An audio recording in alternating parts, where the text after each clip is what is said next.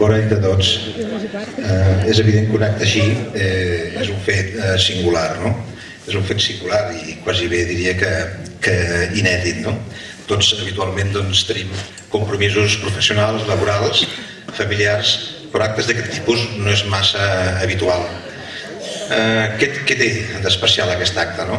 Doncs el que té d'especial és aquest model d'associació i que potser avui intentarem transmetre-us, intentar-vos explicar aquest model singular d'associació que és Asara. Jo voldria agrair d'una manera especial als fundadors, Marcel Boixaderas i Margarita Sans, que van saber captivar-nos i van saber transmetre'ns una mica aquesta il·lusió i aquesta passió que ells havien posat gran part de la seva vida per donar un cop de mà a tots aquests nens i a tots els projectes que es van iniciar a l'Índia. Nosaltres som els continuadors i esperem d'alguna manera continuar seguint el model que ells ens van marcar i ser els més fidels en aquest model.